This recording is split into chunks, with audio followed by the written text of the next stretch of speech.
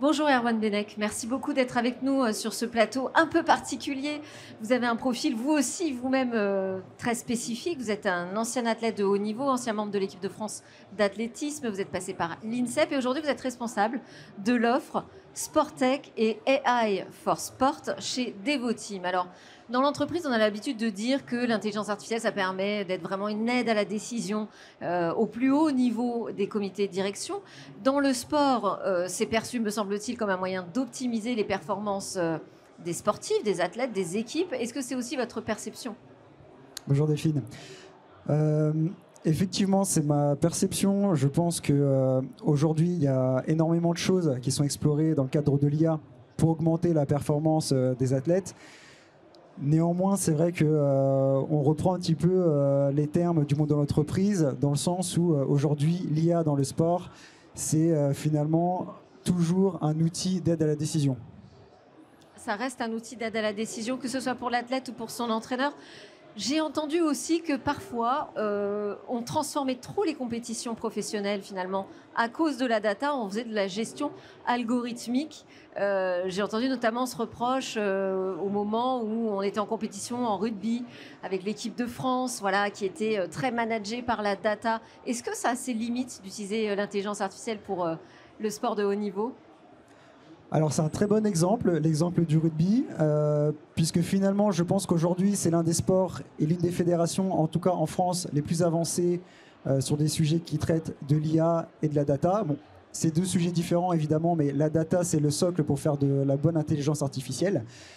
Néanmoins, il y a un discours que j'entends très souvent dans le monde du rugby, c'est que ce qui fait l'essence et ce qui fait la performance des joueurs, c'est pas tant la donnée sur le terrain, c'est plutôt ce qu'on va appeler le French flair.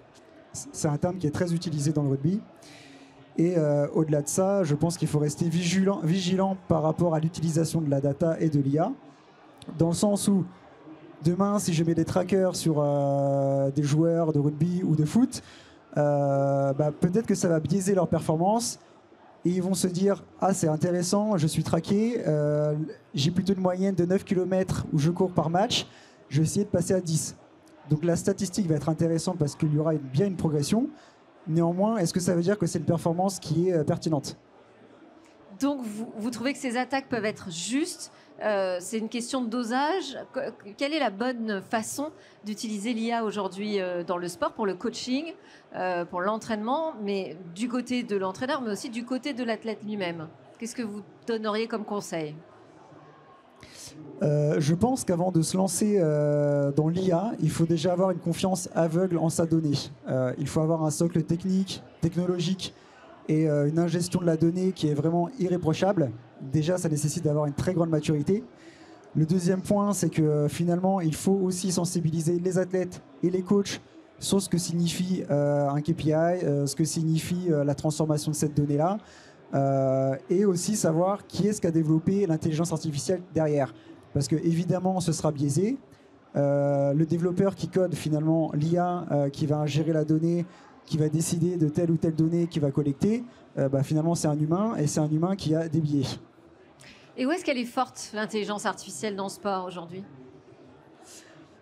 C'est une très bonne question. Je pense que aujourd'hui, l'intelligence artificielle dans la performance, dans le sport, elle est très bien située, en tout cas très performante, sur tout ce qui va être lié à la prédiction.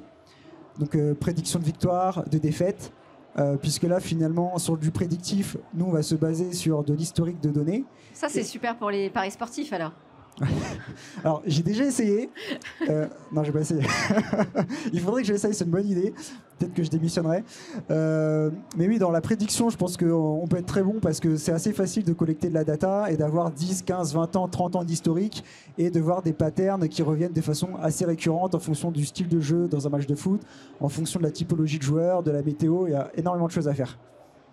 Il y a une différence entre l'adoption qu'en font les athlètes et les coachs et peut-être sur l'intérêt perçu? Il y a une grande différence et paradoxalement, si je me base sur mon expérience à l'INSEP c'était à côté, j'ai eu la chance d'y passer quelques années, les athlètes ne sont pas toujours les plus friands. Je remarque que ça intéresse plus les coachs Parce que dans le binôme coach-athlète, bah, finalement, le coach, c'est un peu la tête pensante, et l'athlète, lui, ne veut pas se soucier nécessairement du plan d'entraînement, de son état physique. Ça se discute, ça dépend des athlètes. Mais les athlètes aiment prendre de la distance avec ça, parce que je vais vous prendre un exemple très concret. Si demain, moi, je participe aux Jeux Olympiques, et que j'ai eu l'habitude pendant les 12 derniers mois de monitorer mon état de fatigue, mon sommeil, etc., et que la veille de ma finale du 100 mètres, je me rends compte que ma qualité de sommeil est moins bonne, et que ma Garmin, elle indique que j'ai un état de forme qui est moins bon, forcément je vais cogiter et ça va impacter la confiance que je peux avoir en moi. Ça, c'est intéressant parce que je me disais que vous pourriez peut-être nous partager des conseils, pas uniquement pour les athlètes de haut niveau, mais aussi tous les sportifs amateurs là, qui se suréquipent d'objets connectés et de monitoring de leur santé, de leur performance. Quel est le premier conseil à leur donner ? Alors moi, le premier conseil que je donnerais, c'est ça sert à rien de se lancer là-dedans au début quand on n'est pas expérimenté, parce que là où la data et l'IA vont être intéressantes, c'est quand on va pouvoir coupler ça à la connaissance de notre propre corps.